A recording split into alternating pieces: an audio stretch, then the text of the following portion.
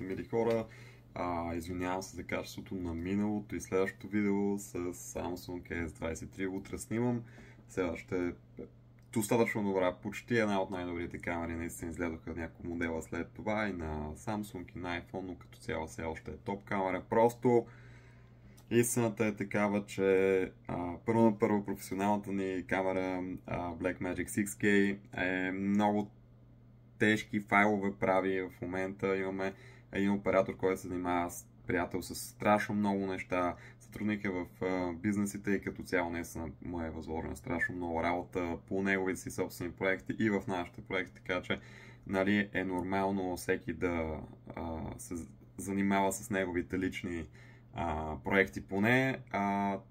Да, смисъл Роси, жена ми обработва някакви неща и така нататък, но като цяло тези видеа, които са по-скоро по-философските, си ги записвам сам и това е... Ситуацията е такава, всъщност исках да ви кажа, че си взех един протектори, които се слагат върху предната камера и поради тази причина в някакъв момент протектор леко се така, как се казва, отлепил и това се е случило. И сега да минем към видеото. Темата ми е следната. Изключително много хора в днешно време ви казват следното нещо. Вие трябва първо на първо да имате воля, да действате, да си поставите цели, да действате здраво и да ги постигнете в някакъв момент, нали, смисъл с още няколко стъпки, примерно. И искам да кажа какво е опасното на това и защо доста често няма да проработи при много хора точно по този един начин. Ще бъде доста по-сложно и това е съвсем предвидимо и всъщност искам да кажа, че за доста хора това може да направи ситуацията такава, че да са в една от две групи или тези хора, които почти винаги печелят и започват и наистина от пръхта излизат, примерно да речем от бедни до средни, стават много бързо богати и почти всичко, с което се занимават им върви. Хора, които са свикнали с успеха, хора, които самия им майндсет, самото им съзнание вече е свикнало, че те най-вероятно, когато се занимават с нещо, ще печелят, нали?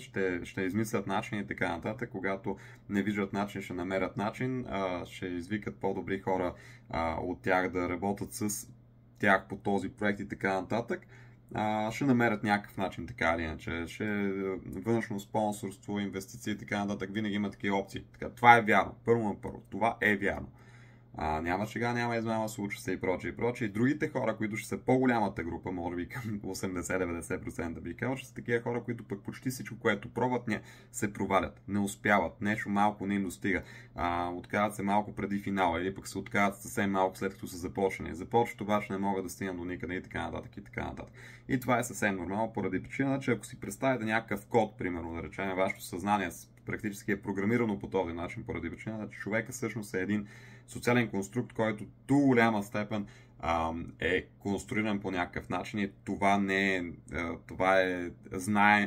знае се, нали, това е факт, това е емпирично доказано, това е научен факт всъщност, че нали, смисъл, човек е един социален конструкт, нали, може сами да си го представите, има по-голяма склонност да учи, по-голям потенциал и така нататък, но пък за сметка на това, примерно първите няколко години, нали, е много важно семейството от родителите му да се грижат за него, поради причина, че нали, човек, чето е изключително, развива му се предимно мозъка в първата година, да речем, в смисъл, това е едно от малкото същества, които практически не може да извършва почти никакво действие самостоятелно.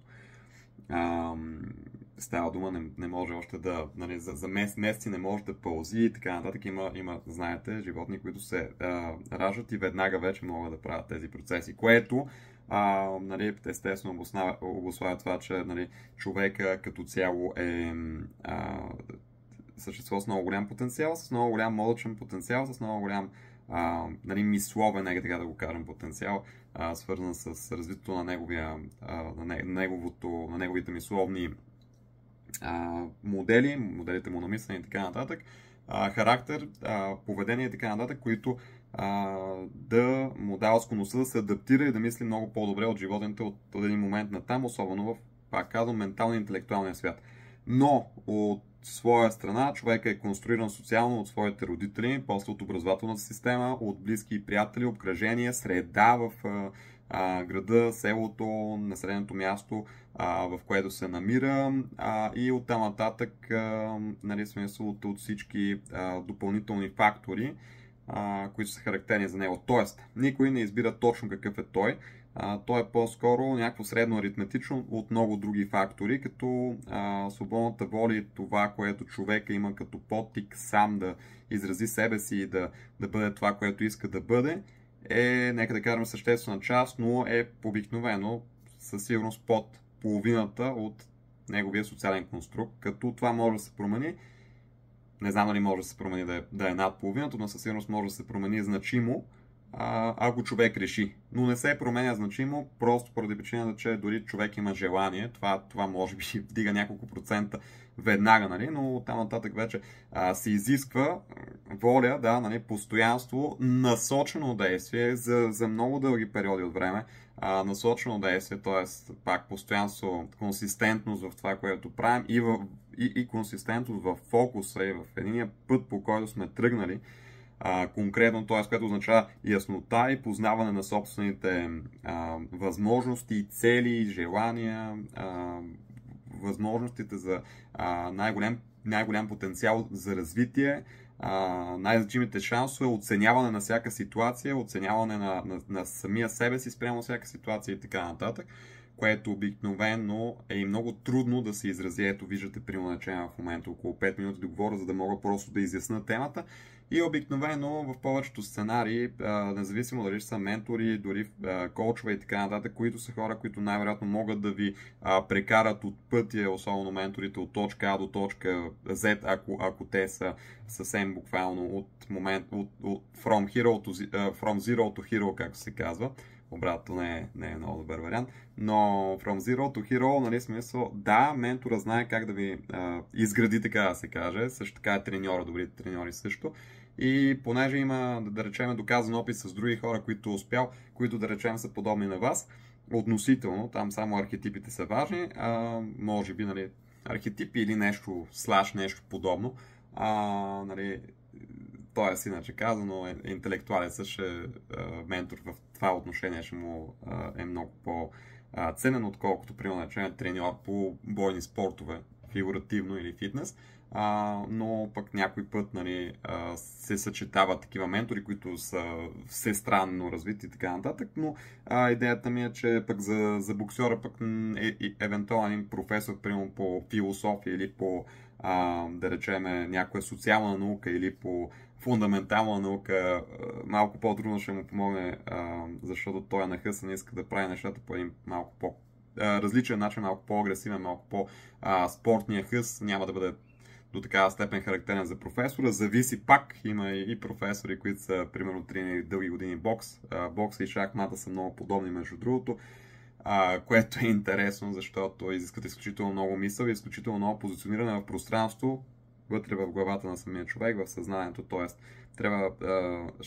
Значи, бокс е много подобен на шах, като огромна част от нали, самия матч са тренировките предварително, са един вид shadow boxing, който се случва в главата на човека, предвиждането на ходовете на другия, и оттам нататък вече позиционирането на пространство във всеки един момент. Нали, не ми се говори за сложната философия на бокса и други бойни спортове и бойни изкуства, но идеята е да че всъщност те изобщо не са толкова прости, колкото изглеждат. Но не са, си има примерно начален спортове, които са по-скоро въпрос на сила, консистентност, тренировки, дисциплина, което пак обаче влиза в менталния свят, защото, нали, като цяло човека, примерно, ако има среден потенциал за оцеляване в природата N, нали, този потенциал експоненциално може да бъде увеличен с нали, постоянство, дисциплина и консистентност, и най-вероятно най-развитите хора в това отношение в днешния свят надминават много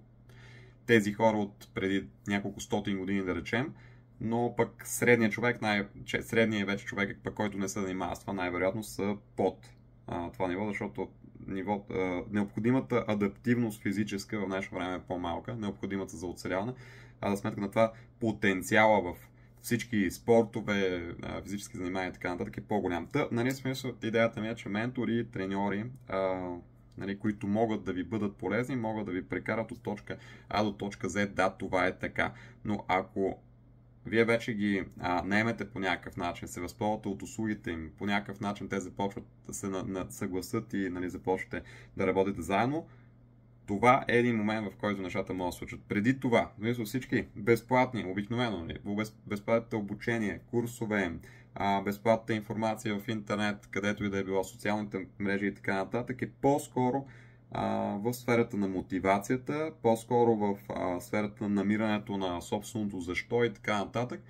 И това е нормално, поради причина, че нека да кажем, че пак от философска гледна точка е доста по-дълбочина темата и всеки е индивидуален случай, който много трудно може да се разгледа като част от някаква маса. Така че най-общите неща, които обикновено ви се казват и които ви мотивират да започнете, и страшно много хора започват, но страшно малко хора продължават и още по-малко хора стигат до дори първата си голяма цел, за съжаление, в което води до демотивация, ако не се случи, нали, по правилния начин и лека по лека ситото, хората през първо сито, второ сито, трето сито намаляват и накрая остава страшно малко шампиони от страшно много тръгнали по пъти, поради причина, че нали, когато се каже, виж, просто ти трябва воля, нали, това не е толкова просто, това изисква време, промяна на съзнанието, поради причина, че всъщност човека, това съм го казал много пъти,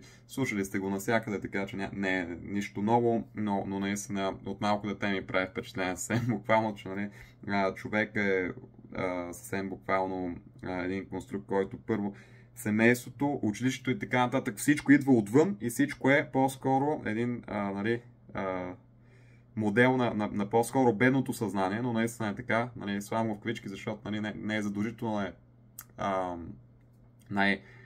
образно, нали, смисъл бедно, не е задължително е точно това думата, но това е един модел на изпълнение на нещо, което идва отвън, а не на поставяне на лични цели, които по-скоро самия човек си поставя. Когато един човек започне да си поставя цели, което може би трябвало да бъде в абсолютно всяка менторска програма и така нататък, на първо място човек да си поставя някакви цели, които не са съвсем минимални от сорта на добре, искам да преместя този пръстен от тук до тук, но не са и това е пръстена просто за някой се чуе. Но пък за сметка на това не са и толкова сложни от сорта на, примерно, не знам, да напиша бестселър, нали, примерно, или примерно не знам, да изтичам 128 км крос, или нещо от този род, защото, нали, ако тръгна да тичам, все до някъде ще стигна, което е добре, ще се развия, но най-вероятно няма да се изпълна целта и по-добре да си поставя по-малка цел, да изтичам, примерно, да речем днес 6 км. Без да гледам времето, просто да изтичам 6 км на един път и ако се проваля първия път, мога да пробвам втори път и така нататък. Без да спирам с тази дума. Следващия път, дали ще бъде във фитнеса, дали ще бъде навън, нали, това вече аз ще си определя дали има значение, но да речем няма значение, за да е сигурно, че ги изтичам, за да мога да си поставя малко по-голяма цел и някой ден мога да стигна и до 200 км. Не е въпросът в това, въпросът е, че лека по лека, постепенно гледаме си възможностите на тялото ни, възможностите на съзнанието ни, възможностите на капацитета си към момента, на работния си капацитет, поради причината, че много хора не разбират, че ако фанат и захапат нещо, нали, примерно наречем, всеки си има различен работен капацитет. Някои хора могат да работят много повече от други хора. Някои хора могат да работят много повече с съзнанието си, отколкото други хора. Други пък могат да работят много повече с телата си. И така нататък. Нали, смисъл има всякакви други аспекти. Така че докато един човек може, примерно да речем, е готов, има по-добро предразположение, много по-тренирано тяло и така нататък и може да речем да тренира ефективно във фитнеса 8 часа в един ден. Има хора, които сега няма да се лъжим, познавате хора наистина или много много тежки с, например, 120, 140, 160 кг. Или примерно имат някакво заболяване, или са пък слаботелесни, няма достатъчно нали, нито мускулна маса, нито подкожни мазнини, които да могат да допринесат по някакъв начин за това да си развиват мускулите и просто наистина са, нека да караме фигуративно, много под нормата. на състояние, което е гранично примерно с анорексия или нещо от този род, или там булимия, не знам кое беше състоянието, в което просто телата им са анемични състояния, така нататък, телата им не са способни да извършват по-големи натоварвания.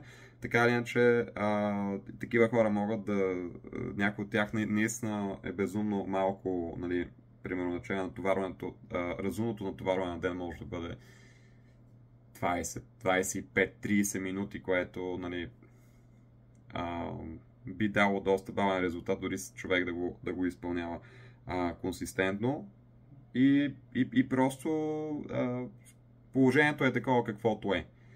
И, нали, от друга страна, примерно да речеме, пак казвам, същите тези хора, които са примерно в това състояние, могат пък да може да в някои случаи, примерно, да могат да работят 12 часа интелектуален труд, а пък хората, които могат да извършват, примерно, да речеме 8 часа без прекъсване ефективни тренировки в фитнеса, пък, примерно, могат да се концентрират в интелектуална дейност, която поради някаква причина, примерно, не им е интересна или просто много бързо губят концентрация и така нататък, примерно между половин и един час, което е, нека да кажем, относително често срещан феномен и наистина факт е, че примерно хората, които се занимават сериозно с тренировки, обикновено са по-добре и ментално поради причината, че всъщност физическата активност уросява и мозък.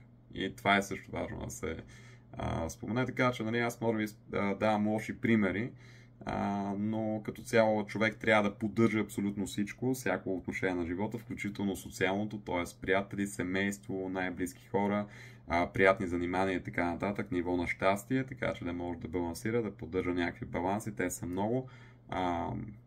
На различни системи са определили различни, да кажем да са 7-8 различни аспекта на живота, които са страшно важни и всеки от нас трябва да се грижи за всеки от тях по-отделно.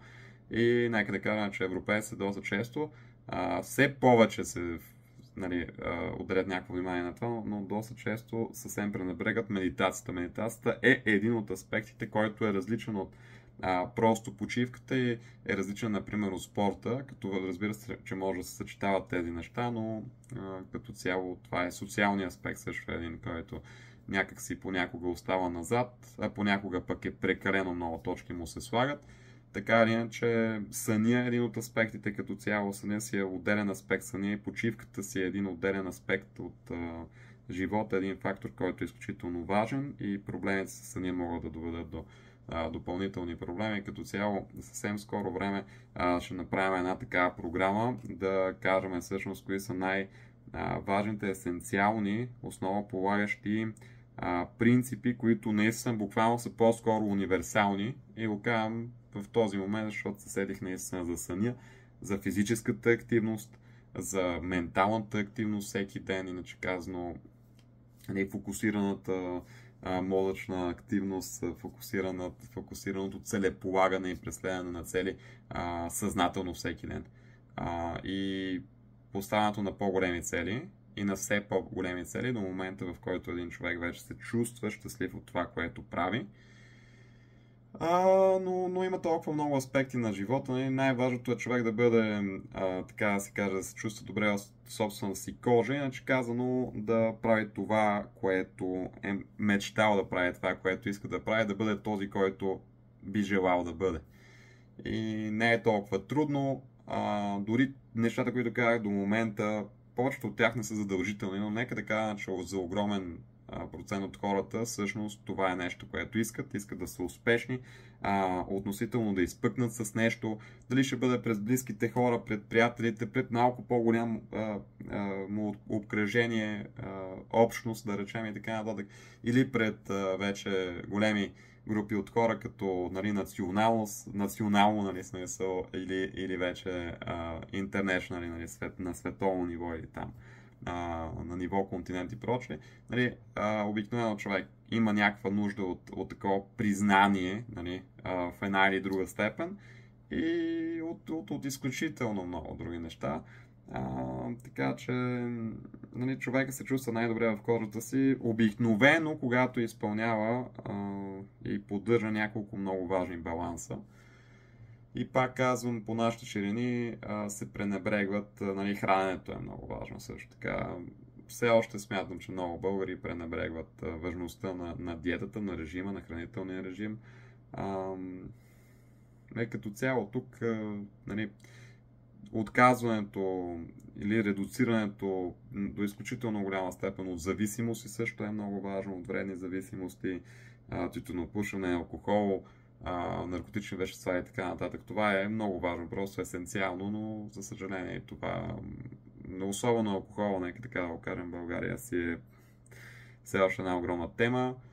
И от там нататък има страшно много други теми, които също трябва да бъдат засегнати. Сексуалният живот на човека е много важен, както от едната гледна точка, в смисъл, когато трябва да съществува и трябва човека да е по някакъв начин фулфилнат, нали, смисъл, да е задоволен в това отношение. Също така, от другата страна, пък не трябва да се прекалява, което европейците доста често забравяме в голяма част от случаите, западните като цяло от Европа и Америка, това не се до такава степен говори и всъщност и зависимостта от секса всъщност е много така, може да бъде вредна. Може и да не е задължително, в по-големия процент случаи всъщност е така. Там пък има и други стигми, догми и така нататък, които също пък срама, свързан с това нещо и прочее, който пък може да бъде редуциран също. Пак е свързано с социалния конструкт, с обучението или липсата на такова от деца в училище и така нататък. Не се говори достатъчно за темата и прочее. По този начин тя се догматизира, стигматизира по много конкретни начини. Обикновено за различните общности, за различните групи от обществото по различни начини, но винаги пък за сметка на това. Почти това е факт, за много малко хора не е.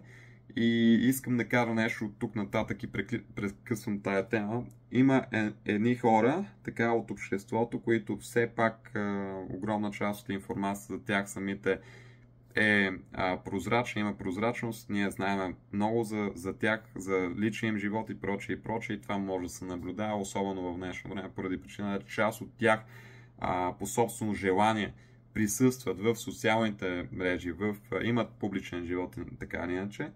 Групата на елита, независимо дали говорим за елит, говорим за наистина най-успешните в света, 1% на 1%, да речем, и вече още по-уникални индивиди, така да се каже. Обикновено тези индивиди на върха на света, независимо дали са тръгнали отдолу, от средата или са наследствени такива, обикновено тези индивиди си приличат по много различни критерии и почти всички от тях има една среда, има една нивелировка, които всички от тях, да не кажа всички, да кажем почти всички, спазват тези принципи и тези принципи. И тук там някой се различава в едно, друг се различава в друго, но като цяло има една среда, всички спазват, нали, съвсем буквално едни и същи, нека да кажем, правила, принципи, закони, етика и така нататък. Имат подобен морал, подобно виждане за света, подобни ограничения си слагат те самите и така нататък.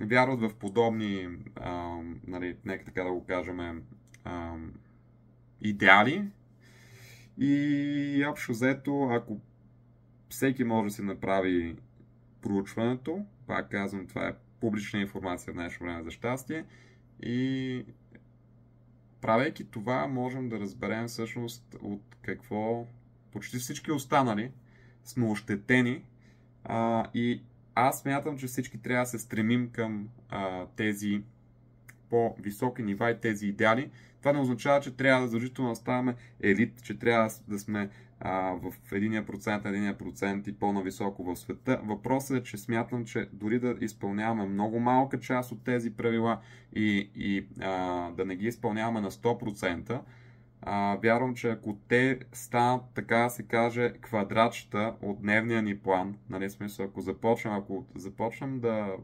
имаме един вид разбирането, да payваме attention, както се казва, да проявяваме внимание, да сме внимателни, да гледаме и да следим какво става и да имаме такива нали, подразделения на нашия живот, смисъл, които включват тези принципи, правила, идеали и прочее, и прочее, шанса ни за успех ще се увеличи драстично и като цяло ще бъдем по-щастливи и ще живеем по-добре. Някои от тези правила може да са изключително нематериални, между другото, и пак да са изключително значими. Тоест, включително благодарност за това, което имаш, отправяне на благодарност към различни нали, висши вече, така да се каже, инстанции, и включително Вселената, кой както го разбира, и примерно речем благодарност на близките хора за това, което ни дават, и изобщо стремеж да помагаме на другите хора, стремеж да бъдем